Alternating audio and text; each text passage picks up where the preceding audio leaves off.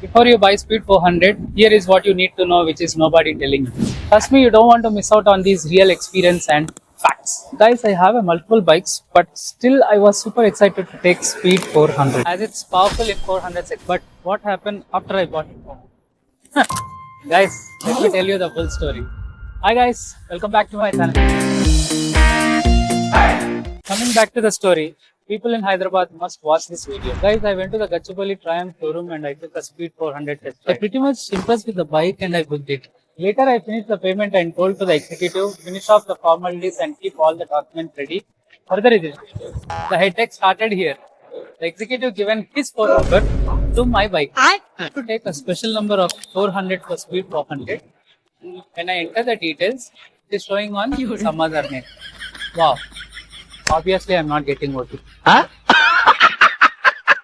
The story didn't end here.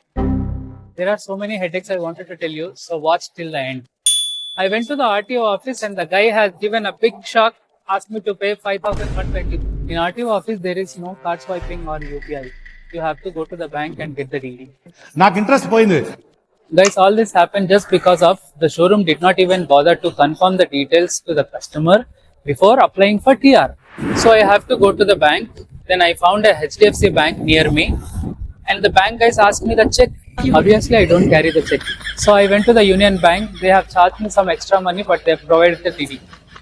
I irritated that bank lady so many times by asking because my time slot will expire in RTO office. So I finally went to the RTO office and finished off the process and my entire day went into this. Do I really need this headache? Guys, story is not done yet. There is more. Oh no, I forgot to tell you the GST drama.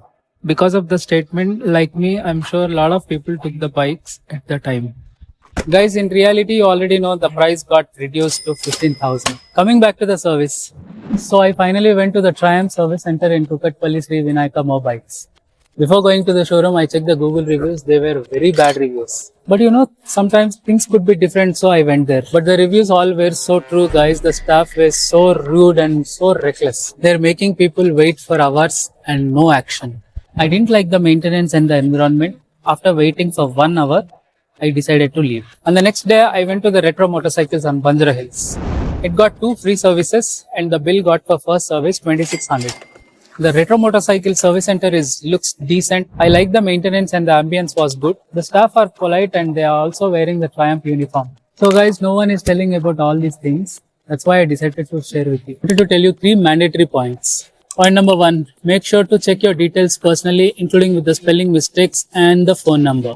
Point number 2, make sure you give your bike at a trusted service center. Point number 3, the maintenance is not a budget friendly. So guys, if you feel the video is informative, please subscribe. And yeah, guys, ride safe and see you in the next video.